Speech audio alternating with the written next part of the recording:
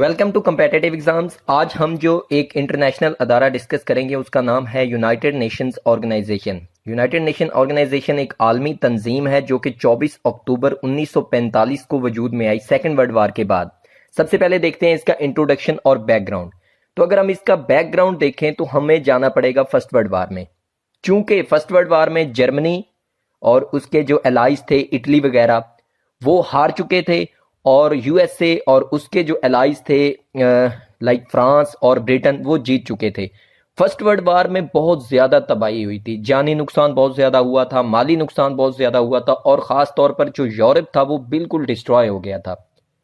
और उसी डिस्ट्रक्शन को देखते हुए उसी तबाही को देखते हुए यूरोपीय लोगों ने और अमेरिका ने मिलके ये एक फैसला किया कि हमें एक ऐसी ऑर्गेनाइजेशन इंटरनेशनल लेवल पे बनानी चाहिए जिसका काम ये हो कि वो किसी भी आने वाली नेक्स्ट जो वॉर है उसको रोके। और अगर किसी दो कंट्रीज के दरमियान में अगर कोई डिस्प्यूट आता है, कोई भी फ्रंटियर का सरहद का मामला आता है या किसी भी किस्म का अगर कोई डिस्प्यूट आता है तो उसको वो organisation as a third party deal करेगी और उसको हल करेगी। जो सही होगा उसको सपोर्ट करेगी और जो गलत होगा उसको आगे से रिपल्स करेगी, चाहे उनको अपनी आर्मी ही भेजनी पड़े। तो यूनाइटेड लीग ऑफ नेशंस के नाम से एक अदारा कायम हुआ फर्स्ट वर्ल्ड वार के बाद। और लीग ऑफ नेशंस का काम ये था कि वो किसी भी तरह की आने वाली जंग को रोके। जैसा कि फर्स्ट वर्ल्ड वार हो चुकी थी तो पूरी दुनिया अब चाह रही थी कि किसी भी किस्म की आगे से इस तरह की तबाही ना आए, कोई भी दूसरी वार ना आए। लेकिन हुआ ये कि जो लीग ऑफ नेशंस थी जिसको बनाने के लिए अमेरिका ने बहुत ज़्यादा किरदार अदा किया था, लेकिन हुआ ये कि अमेरिका खुद ही उस लीग ऑफ नेशंस को छोड़ के चला गया और वो लीग ऑफ नेशंस यूं कह लें कि एक गैर मौसर इंटरनेशनल ऑर्गेनाइजेशन साबित हुई। और उससे हिटलर और मुसोलिनी जैसे जो अग्रेसर थे, जो डिक्टेटर्स थे, उनको डील करने में वो नाकाम रही। वो नाकाम क्यों रही उस पर मेरी एक अलहदा सी वीडियो मौजूद है, उसका लिंक इसी वीडियो के डिस्क्रिप्शन में मौजूद है, आप उसको देख सकते हैं कि लीग ऑफ नेशंस फेल क्यों हुई, मुख्तलिफ फैक्टर्स हैं। तो लीग ऑफ नेशंस के फेल होने का जो खमियाजा भुगतना पड़ा दुनिया को वो एक और वर्ल्ड वार हुई। सेकेंड वर्ल्ड वार जो थी वो आप कह सकते हैं कि लीग ऑफ नेशंस की एक बहुत बड़ी नाकामी थी। अब जबकि सेकेंड वर्ल्ड वार हो चुकी थी और दुनिया में फिर से एक बहुत बड़ी तबाही हो चुकी थी, जानी और माली नुकसान बहुत ज़्यादा हो चुका था, तो अब पूरी दुनिया इस मामले में बहुत ज़्यादा सीरियस थी कि कम से कम एक तो इंटरनेशनल ऑर्गेनाइजेशन इस तरह की होनी चाहिए कि जो किसी भी आइंदा होने वाली तीसरी वर्ल्ड वार को रोके। तो इसलिए उन्होंने यूनाइटेड नेशंस ऑर्गेनाइजेशन की बुनियाद रखी 1945 में। और सेकेंड वर्ल्ड वार में जो विनिंग पावर्स थी, जिन्होंने जंग जीत ली थी, उनमें यूएसएसआर, यूएसए और ब्रिटेन वगैरह थे। तो सबसे जो बड़ी पावर्स थी तब यूएसएसआर, यूएसए, चाइना और ब्रिटेन, ये डम्बरटन ऑक्स यूएसए की एक यूं कह लें कि एक सिटी है वाशिंगटन के पास, वहां पे मिले 1944 में। और इन्होंने बैठ के कुछ प्रपोजल्स दिए इन चारों मेन कंट्रीज ने कि हम जो आने वाली ऑर्गेनाइजेशन बना रहे हैं जिसका नाम यूनाइटेड नेशंस ऑर्गेनाइजेशन रखा गया, उसमें क्या क्या टर्म्स एंड कंडीशंस होनी चाहिए, कि क्या कुछ उसके चार्टर में शामिल होना चाहिए। तो जब इन्होंने अपना प्रपोजल सेट कर लिया तो अगले ही साल 1945 में अमेरिका की रियासत कैलिफोर्निया का एक शहर है सैन फ्रांसिस्को। तो सैन फ्रांसिस्को में जो यूएन का चार्टर था वो ऑफिशियली उसको ड्राफ्ट किया गया, उसको बनाया गया और उसमें जितनी भी टर्म्स एंड कंडीशंस फाइनल हुई थी इन चार बड़ी कंट्रीज ने जो प्रपोजल्स दिए थे उनको भी शामिल किया गया और कुछ और भी बाकी जो मेंबर कंट्रीज थी उनकी जो रिकमेंडेशंस थी कि इन चीज़ों को भी इस चार्टर में शामिल किया जाए। तो उन सब चीज़ों को मिला के यूएन का एक मुकम्मल चार्टर जो था वो सैन फ्रांसिस्को में 1945 में ड्राफ्ट किया गया। तो जैसा कि लीग ऑफ नेशंस का सबसे बड़ा काम यही था कि किसी भी होने वाली वार को रोकना है, कोई भी सेकेंड वर्ल्ड वार नहीं होनी चाहिए। और अगर किसी भी दो कंट्रीज के दरमियान कोई किसी किस्म का डिस्प्यूट आता है फ्रंटियर के मामले में या किसी किस्म का जैसे कि जो समंदर की सरहदें होती हैं उसके मामले में अगर कोई डिस्प्यूट आता है तो उसको सॉल्व कराने में ये थर्ड पार्टी का किरदार अदा करेगी लीग ऑफ नेशंस। उसी ही तरह सेम उसी पैटर्न पे, क्योंकि लीग ऑफ नेशंस को ही रिप्लेस करके यूनाइटेड नेशंस ऑर्गेनाइजेशन बनाई गई थी, तो उसी तरह यूनाइटेड नेशंस ऑर्गेनाइजेशन का मेन एम भी यही था कि किसी भी आने वाली थर्ड वार को रोकना है और पीस को, अमन को बरकरार रखना है, और किसी भी दो कंट्रीज के दरमियान लड़ाई या जिसे कह लें कि जंग नहीं होने देनी। तो ये इसका मेन एम था यूनाइटेड नेशंस ऑर्गेनाइजेशन का। लीग ऑफ नेशंस की तरह ये जो यूनाइटेड नेशंस ऑर्गेनाइजेशन है, ये मुकम्मल तौर पर फेल नहीं हुई। ये चूंकि अभी भी चल रही है और इसने बहुत ज़्यादा जो मामलात है, इंटरनेशनल टेंशंस हैं, जो बहुत ज़्यादा मामलात थे कंट्रीज के दरमियान, डिस्प्यूट्स थे, उनको सॉल्व भी किया है और अभी तक कर रही है, और ये काफ़ी हद तक इफेक्टिवली काम कर रही है। ना कि जैसे लीग ऑफ नेशंस फेल हो गई थी, ये उस तरह फेल नहीं हुई। गो कि इसमें भी बहुत ज़्यादा फेलियर्स हैं। यूनाइटेड नेशंस ऑर्गेनाइजेशन ने भी बहुत ज़्यादा मामलात में ये भी यूं कह लें कि बेबस साबित हो जाती है, कुछ नहीं कर पाती। लेकिन फिर भी ये लीग ऑफ नेशन से काफ़ी दर्जे बेहतर है, क्योंकि इसने बहुत ज़्यादा डिस्प्यूट्स को सॉल्व किया है। तो इसने कौन कौन से डिस्प्यूट्स को सॉल्व किया है, कौन कौन सी कंट्रीज के किन किन इश्यूज को सॉल्व किया है और कैसे किया है, इस पे एक अलहदा से लेक्चर आएगा। लेकिन इस लेक्चर में हम सिर्फ इसका स्ट्रक्चर डिस्कस करेंगे कि यूनाइटेड नेशंस ऑर्गेनाइजेशन में कौन कौन से इसके जो यूं कह लें कि इसके अंदर कौन कौन से ऑर्गन्स शामिल हैं जो कि इसकी मुकम्मल बॉडी बनाते हैं और उनका क्या क्या काम है, तो उसको हम डिस्कस करेंगे। तो अगर हम इसके स्ट्रक्चर को देखें तो यूनाइटेड नेशंस ऑर्गेनाइजेशन का जो स्ट्रक्चर है वो 7 हिस्सों में डिवाइडेड है। 7 मेन ऑर्गन्स हैं उसके। सबसे पहले general assembly, second security council, उसके बाद है सेक्रेटेरिएट, फिर है इंटरनेशनल कोर्ट ऑफ जस्टिस, फिर है ट्रस्टीशिप काउंसिल, और फिर है इकोनॉमिक एंड सोशल काउंसिल, और इंटरनेशनल क्रिमिनल कोर्ट। ये जो इंटरनेशनल क्रिमिनल कोर्ट है ये बहुत बाद यानी कि 2003 में बनाई गई थी, और ये जो पहले अदारे हैं ये पहले बन चुके थे। तो इन सब अदारों को या इन सब ऑर्गन्स को हम वन बाय वन डिस्कस करेंगे और देखेंगे कि इन एक ऑर्गन का क्या काम है।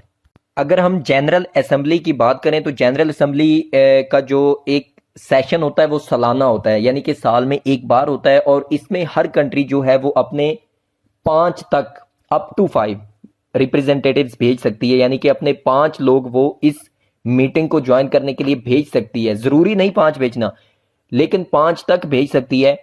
लेकिन यहाँ पे एक बात ध्यान में रखना है कि कोई नेशन चाहे 4 लोग भेज दे, 5 भेज दे, 3 भेज दे, उसका जो वोट होगा वो एक ही होगा। मिसाल के तौर पर अगर पाकिस्तान के 4 लोग जा रहे हैं जनरल असेंबली के सालाना सेशन में तो जा सकते हैं, इट्स ओके, 5 तक भी जा सकते हैं, लेकिन उनका वोट एक ही होगा। अगर किसी भी इशू पे वोटिंग होती है तो पाकिस्तान अपना एक ही वोट कर पाएगा। अगर 4 बंदे हैं तो इसका यह मतलब नहीं हो जाएगा कि पाकिस्तान के 4 वोट होंगे, वोट एक ही होगा। और ये जो सेशन है ये सालाना होता है और सितंबर में ये स्टार्ट होता है। ये सेशन वाइज होता है और तकरीबन 3 माह तक जारी रहता है। तो इसका जो मेन काम है जो जनरल असेंबली का, वो जैसे कि इसका नाम ही जनरल असेंबली है, तो ये चीजें भी जो जनरल हैं उन्हीं को देख रही होती है। अगर इसके कामों की बात करें तो इसका काम है कि जो भी इंटरनेशनल लेवल पे कुछ प्रॉब्लम्स हैं, कुछ टेंशन्स हैं, किसी कंट्रीज के दरमियान, किसी 2 कंट्रीज के दरमियान फ्रंटियर का कोई प्रॉब्लम है, तो उसको सॉल्व करने के लिए इन्होंने कोई ना कोई डिसीजन लेना होता है थ्रू वोटिंग, या कोई ये फिर यूएन के बजट को भी देखते हैं। यूनाइटेड नेशंस का जो बजट होता है वो जितनी भी मेंबर स्टेट्स होती हैं उन्होंने इकट्ठा करके देना होता है। तो यूएन का जो बजट है उसके जितने भी मामला आते हैं वो भी जनरल असेंबली उनको तय करती है थ्रू वोटिंग कि कौन से मेंबर को कितनी रकम पे करनी है, या कौन से पावर्स हैं जिनको ज्यादा रकम पे करनी है, कौन सी नई कंट्रीज हैं उनको कितनी मतलब कि रकम पे करनी है। और इसके अलावा जो सिक्योरिटी काउंसिल होता है जो कि यूएनओ का एक और अदारा है या एक और ऑर्गन है, सिक्योरिटी काउंसिल के जो मेंबर्स हैं उनको जो सिलेक्ट करना होता है वो भी जनरल असेंबली का काम होता है। यानी जनरल असेंबली थ्रू वोट करके वो सिक्योरिटी काउंसिल के जो मेंबर्स हैं उनको सिलेक्ट करेगी। और इसके अलावा जो यूएन के नीचे बाकी बहुत सारी ऑर्गेनाइजेशंस हैं उनको और बहुत सारी एजेंसीज हैं, उनके जो मामलात हैं उनको डील करने के लिए भी जनरल असेंबली ही वोटिंग करती है।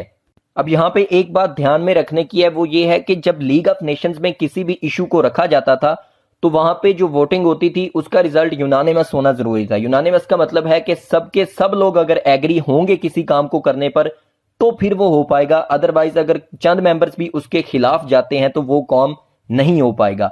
तो जनरल असेंबली में ये शर्त नहीं है। जनरल असेंबली में ये है कि अगर तो कुछ आम मामलात है, मतलब कि जिसमें बहुत ज़्यादा कोई फ्रंटियर का इशू नहीं है या कोई बहुत ज़्यादा किसी कंट्री की इंटेग्रिटी का इशू नहीं है, तो जनरल असेंबली को वोटिंग के लिए सिर्फ सिंपल मेजोरिटी चाहिए होती है। सिंपल मेजोरिटी का मतलब है कि अगर लेट्स सपोज अगर 200 मेंबर्स हैं जनरल असेंबली में बैठे हुए, लेट्स सपोज 100 मेंबर्स अगर बैठे हुए हैं जनरल असेंबली में, और कोई भी सिंपल इशू है जिसमें बहुत ज़्यादा कोई किसी कंट्री का नुकसान नहीं होने वाला, तो उसमें सिंपल मेजोरिटी का मतलब ये होगा कि 50 से ज़्यादा लोग अगर वोट कर देते हैं उसके हक में, एक कंट्री के हक में, तो उसको मान लिया जाएगा, उस पर एग्री कर दिया जाएगा। इसका मतलब है सिंपल मेजोरिटी। लेकिन अगर कोई इशू अहम किस्म का है, जैसे कि अगर किसी दो कंट्री के दरमियान बॉर्डर का कोई इशू है, कोई लाइन का LOC लाइन ऑफ कंट्रोल का कोई इशू है, या कोई और किसी किस्म का समंदरी हदूद का कोई इशू है जिसमें कि एक कंट्री का ज़्यादा नुकसान हो सकता है अगर सिंपल मेजोरिटी के थ्रू फैसला लिया जाए, तो उस केस में ये होता है कि जनरल असेंबली में जो वोटिंग होगी उसमें किसी भी फैसले को होने के लिए 2/3 मेजोरिटी चाहिए होती है। मिसाल के तौर पर अगर दो कंट्रीज के दरमियान बॉर्डर का कोई इशू है और एक कंट्री क्लेम करती है कि ये एरिया हमारा है, तो उस रेजोल्यूशन को जनरल असेंबली में पास किया गया और उसके हक में जो वोट हैं वो 2/3 होंगे, मतलब कि यूं कह लें कि 100 में से 66.6%, तो 2/3 मेजोरिटी का ये काम होता है, ये मतलब होता है। तो अहम इश्यूज के लिए 2/3 मेजोरिटी चाहिए होती है वोटिंग के लिए, और आम इश्यूज के लिए सिंपल मेजोरिटी चाहिए होती है, यानी कि 50% से ऊपर। जनरल असेंबली जो होती है वो किसी अगर न्यू मेंबर को मेंबरशिप देनी है UN की, उसको डील करती है, उसके बारे में वोटिंग होती है, या किसी मेंबर को निकालना होता है तो उसके लिए भी वोटिंग होती है। तो इस तरह के मामलात को डील करती है। और यहाँ पे एक बात और ध्यान में रखनी है कि जो जनरल असेंबली में जितनी भी स्पीचेस और डिबेट्स होती हैं मुख्तलिफ मुल्कों के सरबराह जो वहां पे करते हैं, उनको 6 ऑफिशियल UN जो है, यूनाइटेड नेशन जो है, उसकी 6 ऑफिशियल लैंग्वेजेस हैं। कौन कौन सी हैं? English, French, Russian, Chinese, Spanish और अरेबिक। ये जो 6 लैंग्वेजेस हैं ये UN की ऑफिशियल लैंग्वेजेस हैं, और जितनी भी डिबेट्स और स्पीचेस मुख्तलिफ कंट्रीज के जो सरबराह वहां पे करते हैं उनको इन 6 लैंग्वेजेस में यूं कह लें कि ट्रांसलेट किया जाता है और फिर उसको पब्लिश किया जाता है। नेक्स्ट जो UNO का जो ऑर्गन है वो है द सिक्योरिटी काउंसिल। अब जो सिक्योरिटी काउंसिल है, जैसे कि नाम से जाहिर है, इसने डील करना होता है सिक्योरिटी से रिलेटेड जितने भी इश्यूज होते हैं, जितने भी मामलात होते हैं। तो अगर सिक्योरिटी काउंसिल जो है वो कोई भी अगर कोई इशू होता है तो उसमें अगर वो चाहती है, सिक्योरिटी काउंसिल जो है वो यूनानिमस एक डिसीजन लेती है कि अगर कोई अग्रेसर है, कोई कंट्री बहुत ज्यादा किसी बात को मान ही नहीं रही, तो उसके खिलाफ अगर सिक्योरिटी काउंसिल चाहे तो UNO की एक यूं कह लें कि मिलिट्री जो है उसको भी उसके अगेंस्ट यूज कर सकती है, उस अग्रेसर के अगेंस्ट, या कोई ना कोई इकोनॉमिक जो यूं कह लें कि माशी जो पावर है उसको भी इस्तेमाल कर सकती है, जैसे कि कुछ माशी पाबंदियां लगा सकती है या बहुत ज्यादा अमाउंट पे कर सकती है उस कंट्री को जो कि अग्रेसर के खिलाफ खड़ी है। तो सिक्योरिटी काउंसिल का मतलब है सिक्योरिटी के जो रिलेटेड इशू हैं उनको डील करना। उसके अलावा जो सिक्योरिटी काउंसिल का काम है वो ये है कि अगर कोई कंट्री जो यूनाइटेड नेशंस की मेंबरशिप लेना चाहती है तो उसकी जो एप्लीकेशन होगी उसको सबसे पहले सिक्योरिटी काउंसिल ही अप्रूव करेगी। सिक्योरिटी काउंसिल के अप्रूव किए बगैर जनरल असेंबली में उसके रिलेटेड वोटिंग नहीं होगी।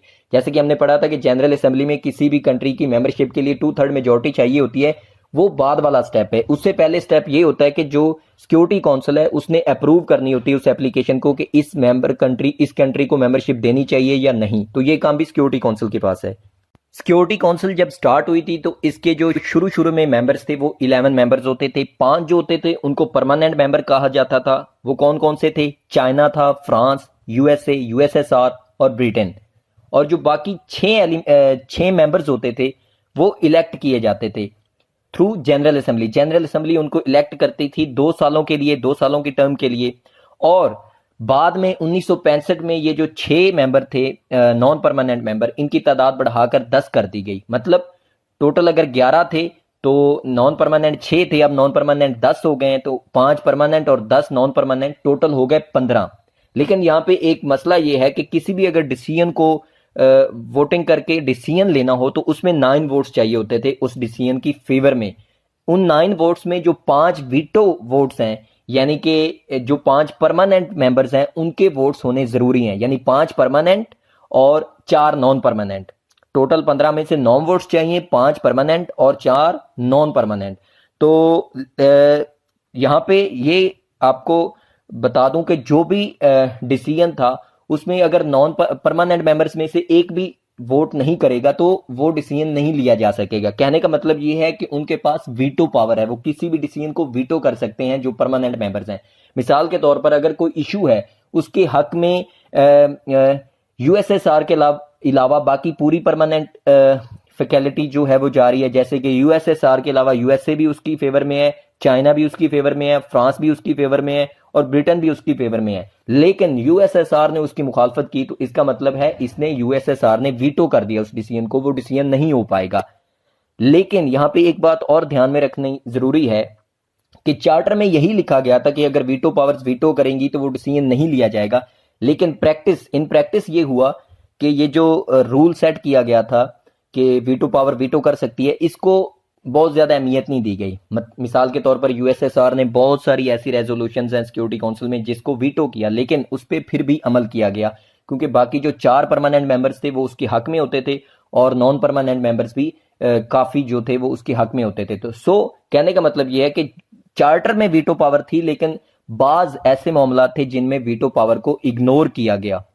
अब यहाँ पे एक इशू ये आ रहा था कि कोई भी डिसीजन होता था उसके सामने कोई ना कोई कंट्री परमानेंट मेंबर्स में से वीटो पावर्स में से वीटो कर देती थी उस डिसीजन को, तो ये डिसीजंस लेने बहुत ज्यादा मुश्किल हो रहे थे। जैसे कि लीग ऑफ नेशंस में ये सबसे बड़ा ड्रॉबैक था कि किसी भी डिसीजन के लिए यूनानिमस वोटिंग होनी जरूरी है, यानी कि पूरे के पूरे लीग ऑफ नेशंस को एग्री करना जरूरी है। इसी तरह यहाँ पे ये वीटो पावर वाला इशू आ रहा था, तो इसको सॉल्व करने के लिए 1950 में एक जो था जनरल असेंबली ने एक रेजोल्यूशन इंट्रोड्यूस करवाई जिसका नाम था यूनाइटिंग फॉर पीस रेजोल्यूशन। इसका मतलब ये होता था कि अगर सिक्योरिटी काउंसिल के मेंबर्स में से किसी ने, परमानेंट मेंबर्स में से अगर किसी ने किसी डिसीजन को वीटो कर दिया है तो उस सूरत में जनरल असेंबली जो है वो 24 घंटे के अंदर अंदर एक अपना हंगामी इजलास बुलाएगी और उस इशू को जिसको के परमानेंट मेंबर्स में से एक आधे ने वीटो कर दिया है उस डिसीजन के लिए वोटिंग होगी जनरल असेंबली में विद इन 24 आवर्स, और उस जनरल असेंबली की वोटिंग में उस डिसीजन के हक में 2/3 मेजोरिटी चाहिए होती थी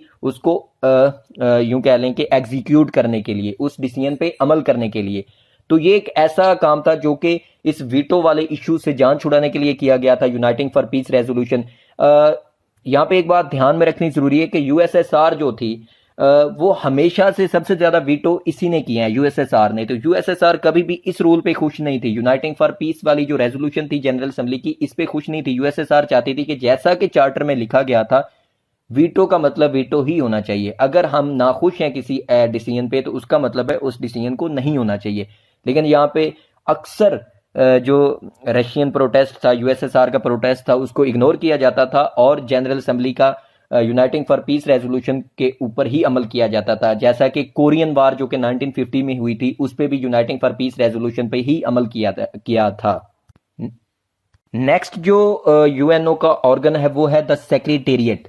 अब सेक्रेटेरिएट जैसे कि नाम से जाहिर है, सेक्रेटेरिएट का काम ही होता है ऑफिस वर्क को संभालना। तो ये ऑफिस स्टाफ होता था, इनका काम था कागज और कलम संभालना। जितने भी काम कागजी और पेपर वर्क जितना भी होता था यूएनओ में, वो जितना भी होता है वो सेक्रेटेरिएट के अंडर आता है और इन्होंने कवर करना होता है, जैसे कि ट्रांसलेशंस करना या जो स्पीचेस हैं उनकी ट्रांसलेशन करना, या जो मीटिंग्स हैं उनका अरेंजमेंट करना कि कौन सी मीटिंग कब होने जा रही है। तो ये सब चीजें जो है, पेपर वर्क जो है वो सेक्रेटेरिएट के अंडर आता है।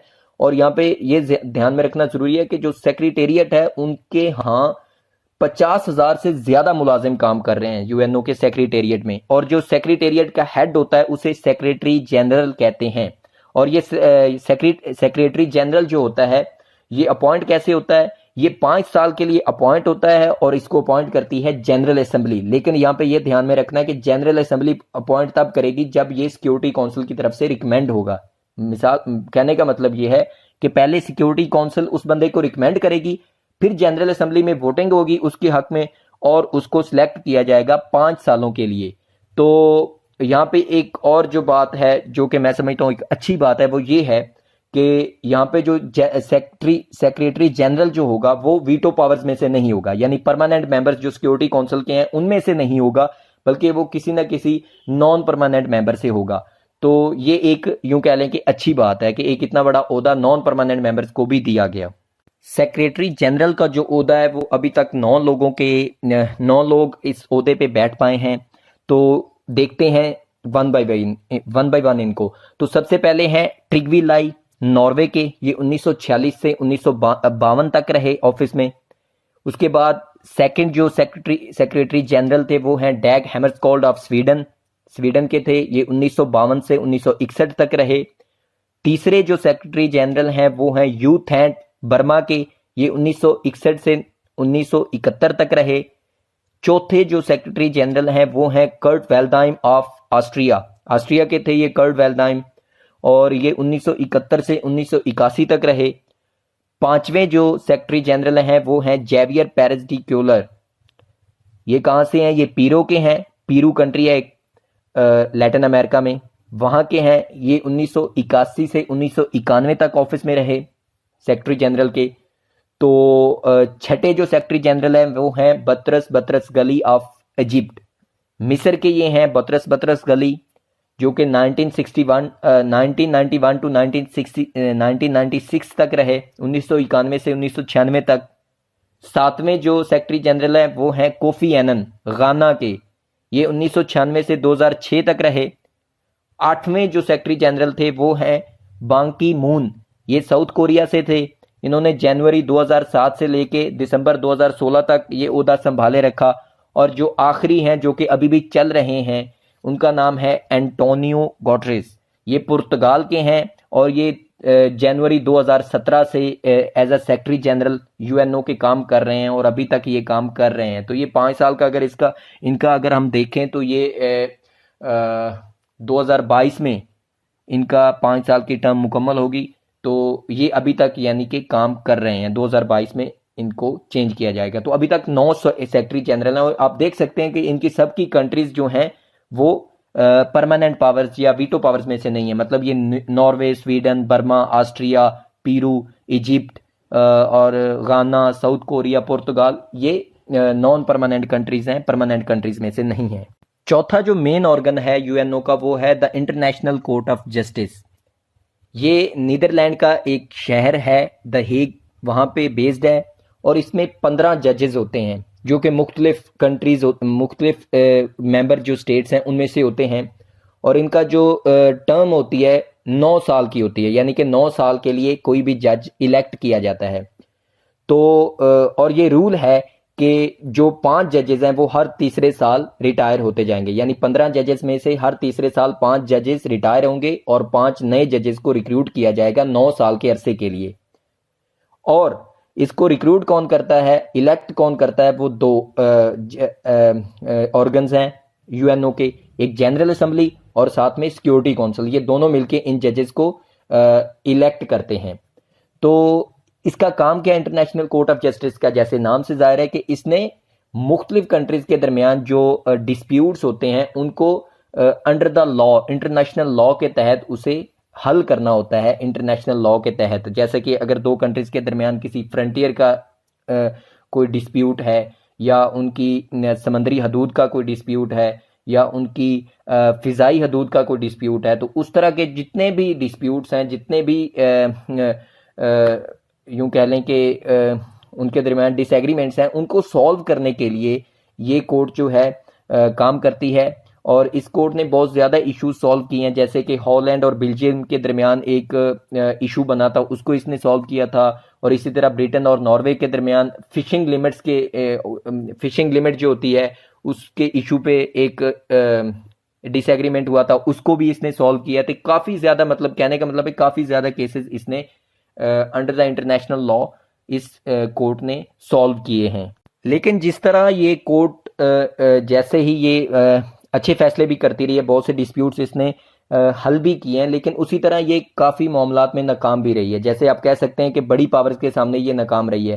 मिसाल के तौर पर 1984 में निकारागुआ एक कंट्री है सेंट्रल अमेरिका में, उसका और यूएसए का एक डिस्प्यूट आया था, जिसमें कि निकारागुआ ने एक केस लेके आए थे इंटरनेशनल कोर्ट ऑफ जस्टिस में कि जो यूएसए है वो उनकी जो बंदरगाहें हैं वहाँ पे माइनिंग कर रही है, जो कि गैर कानूनी है, क्योंकि वो बंदरगाहें हमारी हदूद में आती हैं। निकारागुआ का ये आप कह सकते हैं कि एक क्लेम था।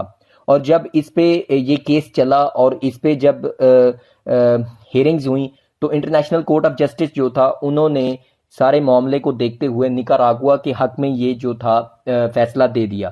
तो अब यहाँ पे क्योंकि ओपोनेंट पावरफुल था, यूएसए था, तो यूएसए ने इंटरनेशनल कोर्ट ऑफ जस्टिस का ये जो वर्डिक्ट था, ये जो उनका फैसला था, उसको मानने से साफ इनकार कर दिया और इस पे कोई बाद में भी कोई अमल ना हो पाया और यूएसए ने अपनी वो बदमाशी यूं कह सकते हैं आप जारी रखी। तो कहने का मतलब ये है कि काफ़ी मामलात में ये जो इंटरनेशनल कोर्ट ऑफ जस्टिस है वो कामयाब भी हुई है, लेकिन बहुत से मामलात में ये नाकाम भी हुई है, जैसे कि ज़्यादा पावरफुल कंट्रीज़ के सामने। पांचवा जो यूएनओ का ऑर्गन है वो है द ट्रस्टीशिप काउंसिल। अब ये जो फर्स्ट वर्ल्ड वार के बाद लीग ऑफ नेशंस बनी थी, उसका एक कमीशन था जिसका नाम था मैंडेट्स कमीशन। अब ये मैंडेट्स कमीशन का काम क्या था? इसका काम था कि फर्स्ट वर्ल्ड वार के बाद चूंकि जो पावर्स हारी थी, जर्मनी और टर्की वगैरह, इनके बहुत ज़्यादा जो एरियाज थे उन पे विनिंग पावर्स ने, विक्टोरियस पावर्स ने यूं कह लें कि कब्जा कर लिया था, कि उन पे उन्होंने अपनी गवर्नमेंट जमा दी थी।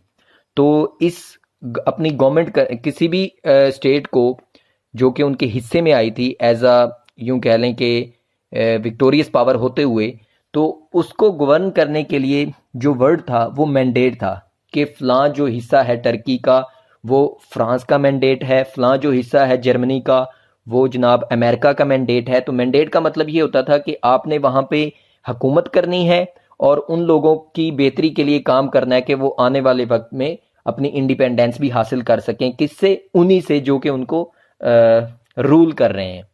तो मैंडेट्स कमीशन का ये काम होता था लीग ऑफ नेशंस में। तो ये जो ट्रस्टीशिप काउंसिल थी यूएनओ की, ये सिर्फ यूं कह लें कि उसी मैंडेट्स कमीशन का नाम बदला गया था, काम वही था। इसका क्या काम था कि इसने वही जो मैंडेट्स जो चल रहे थे, विनिंग पावर्स के पास थे, तो उन्हीं मैंडेट्स को इसने डील करना था और उनमें जो आज़ादी की तहरीकें वगैरह थी उनको देखना था, और जो गवर्नशिप हो रही थी जो कि मुख्तलिफ मैंडेट्स थे विनिंग पावर्स के, उन पे जो भी कुछ चल रहा था उसको देखना था।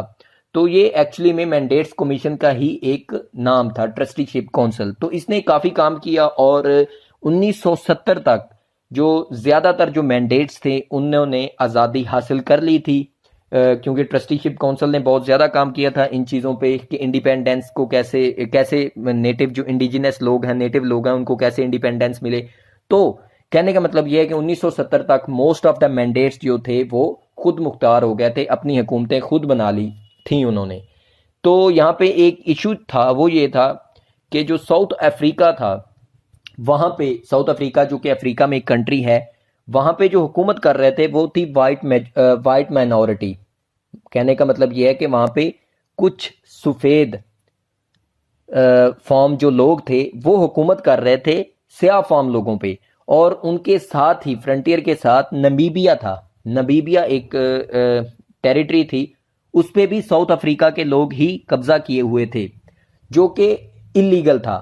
तो 1971 में जो इंटरनेशनल कोर्ट ऑफ जस्टिस है, उन्होंने एक वर्डिक्ट दिया कि ये जो साउथ अफ्रीका का उस पर कब्जा है नमीबिया पे, वो एक गलत कब्जा है, वो इंटरनेशनल लॉ के तहत एक गैर कानूनी काम है। So international court of justice ने ये वर्डिक्ट दिया कि 1971 में ये वर्डिक्ट दिया कि साउथ अफ्रीका को अब फौरी नमीबिया को आज़ाद कर देना चाहिए। लेकिन साउथ अफ्रीका ने इंटरनेशनल कोर्ट ऑफ जस्टिस के इस फैसले को कोई अहमियत नहीं दी और उन्होंने उस पर वैसे ही अपना कब्जा जारी रखा।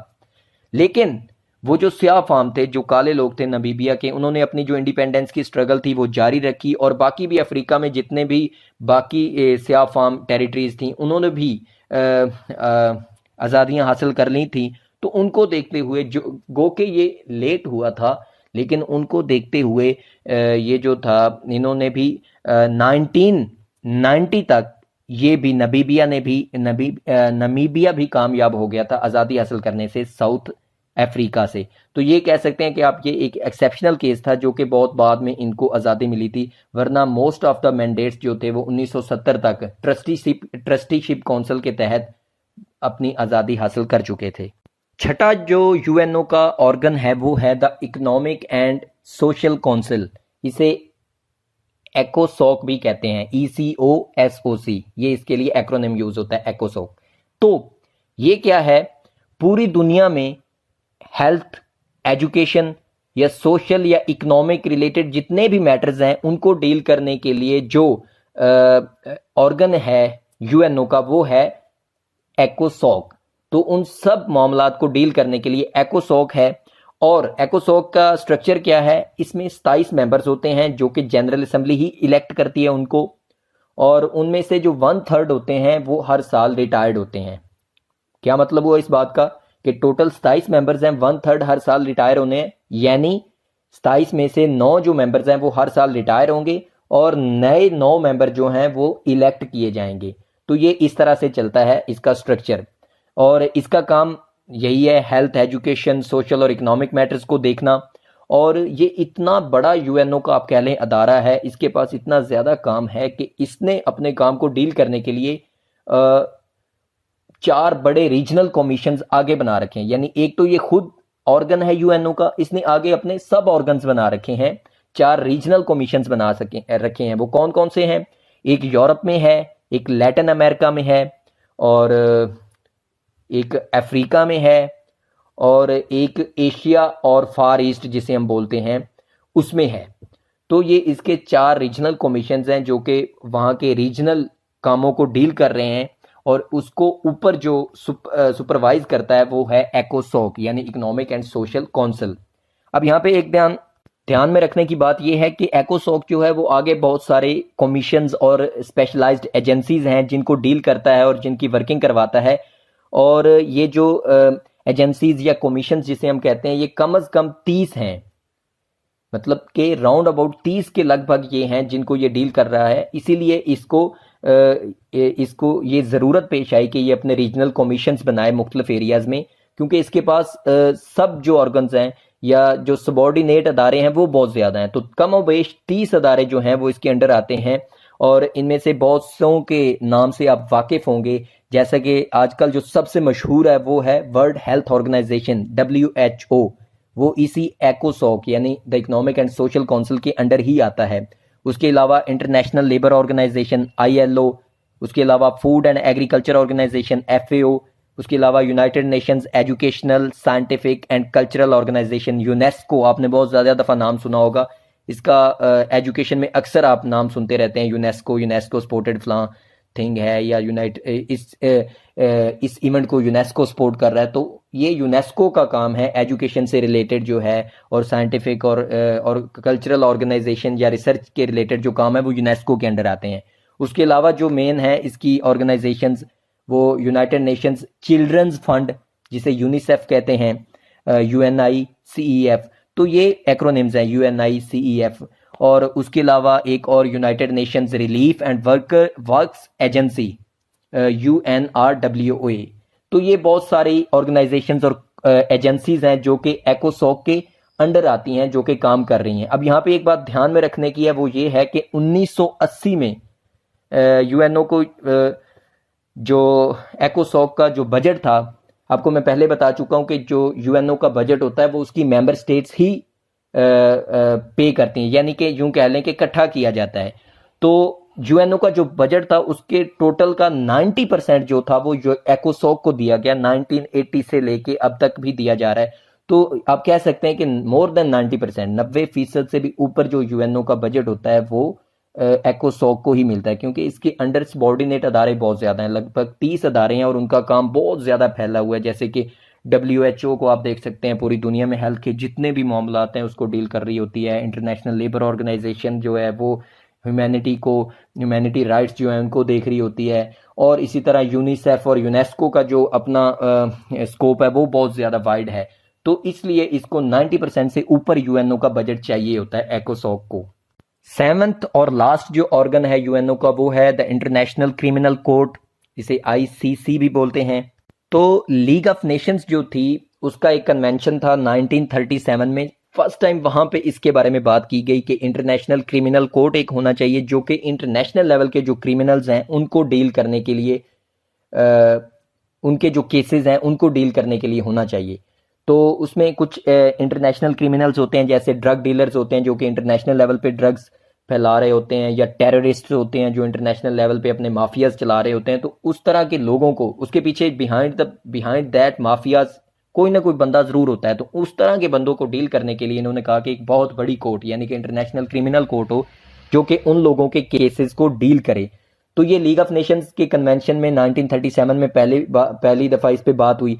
उसके बाद इसके ऊपर कोई काम ना हो सका, सिर्फ बात ही हुई, और ये इसी तरह मामला चलता रहा। और 1999 में फिर से ये उन्होंने जरूरत महसूस की, यूएनओ ने, कि एक इंटरनेशनल क्रिमिनल का कोर्ट होना जरूरी है, क्योंकि कुछ लोग ऐसे होते हैं, कुछ टेररिस्ट्स या ड्रग डीलर्स ऐसे होते हैं जो कि इंटरनेशनल लेवल पे यानी कि पूरी दुनिया के मुजरिम होते हैं। तो उनको इंटरनेशनल क्रिमिनल कोर्ट में ले जाके सजाएं दी जाएं, क्योंकि किसी एक कंट्री की जो कोर्ट होती है उनको उन्होंने बहुत ही मजबूती से अपने अंडर किया होता है। मिसाल के तौर पे अगर अफगानिस्तान का कोई टेररिस्ट है या अफगानिस्तान का कोई ड्रग डीलर है या किसी भी और कंट्री का जैसे कि पुर्तगाल का कोई ड्रग डीलर है, तो वो मे बी हो सकता है वो इतना पावरफुल हो कि वो पुर्तगाल की जो सुप्रीम कोर्ट है उसको अपने पंजों में, मतलब कि उसको अपने अंडर उसने किया हो, लेकिन वो इंटरनेशनल कोर्ट को तो नहीं कर सकता ना। तो इसलिए इस इंटरनेशनल कोर्ट की जरूरत महसूस की गई।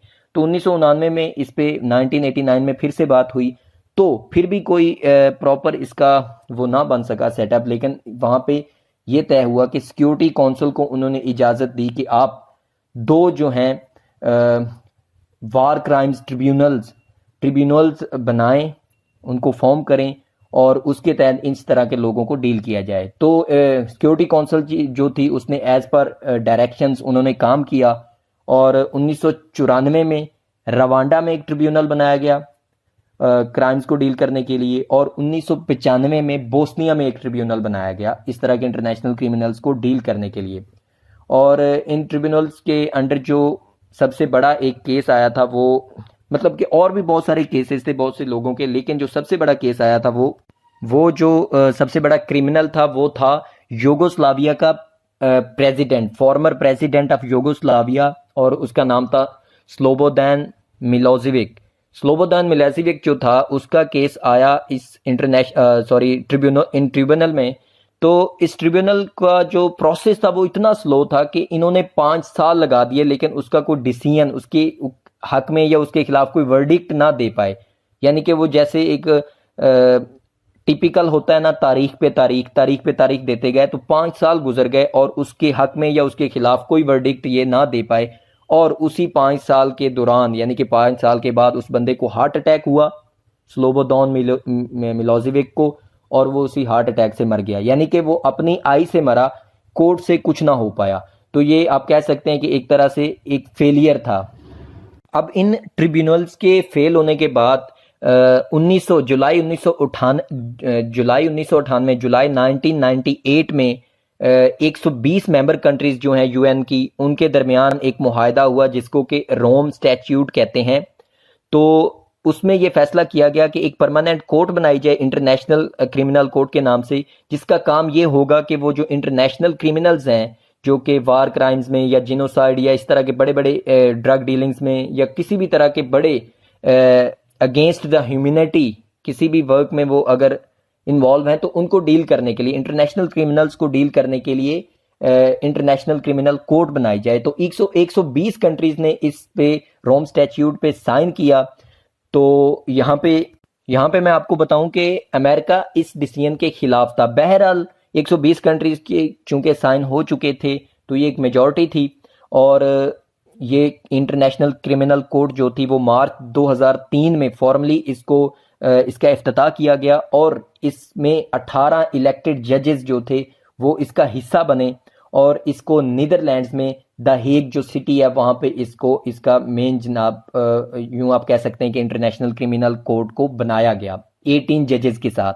यूएसए जो था उसने तब जब ये आइडिया आया था 19 जुलाई 1998 में, तब तो इसको सपोर्ट किया, क्योंकि तब जो क्लिंटन था उसकी एडमिनिस्ट्रेशन थी और उन्होंने इस मुआहदे को साइन भी कर लिया था, इस एग्रीमेंट को। लेकिन बाद में जब बुश आया तो बुश ने कहा कि ये कोई सेंसिबल काम नहीं है, कि जो क्लिंटन ने साइन किया ये सही नहीं है। क्योंकि जो यूएस था वो हमेशा से इंटरनेशनल जितनी भी पॉलिटिक्स है या इंटरनेशनल मामलात हैं उनमें हमेशा से यूएस जो है वो इंटरफेयर करता है। तो बुश ने ये सोचा कि किसी भी अमेरिकन बंदे का अगर ये इंटरनेशनल क्रिमिनल कोर्ट जो है वो उसको एक्यूज कर सकती है, उसका केस चला सकती है, तो वो बुश को ये बात पसंद ना आई और उसने कहा कि मई 2002 में उसने कहा कि ये जो हमने सिग्नेचर किया है हम उससे विड्रॉ करते हैं।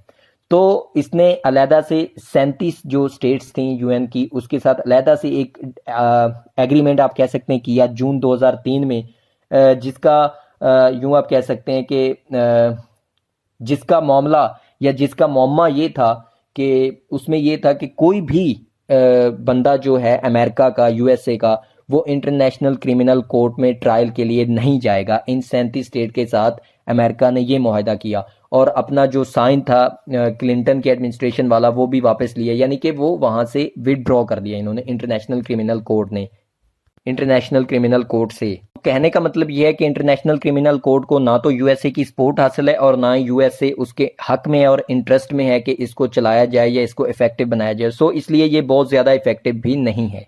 तो ये था यूएनओ का स्ट्रक्चर, उसके जो मेन ऑर्गन्स थे उनको हमने डिस्कस किया। अब जो नेक्स्ट है यूएनओ पे जो हम नेक्स्ट लेक्चर बनाएंगे उसमें हम देखेंगे कि लीग ऑफ नेशंस और यूएनओ का मुआवजना करेंगे कि इनमें से कौन सी जो है ऑर्गेनाइजेशन वो सही रही, इफेक्टिव रही, और यूएनओ ने कौन कौन से जो इंटरनेशनल मामलात हैं उनको हल किया और कहाँ कहाँ पे यूएनओ जो है वो बेनिफिशियल नहीं है, वो काम नहीं कर पा रही।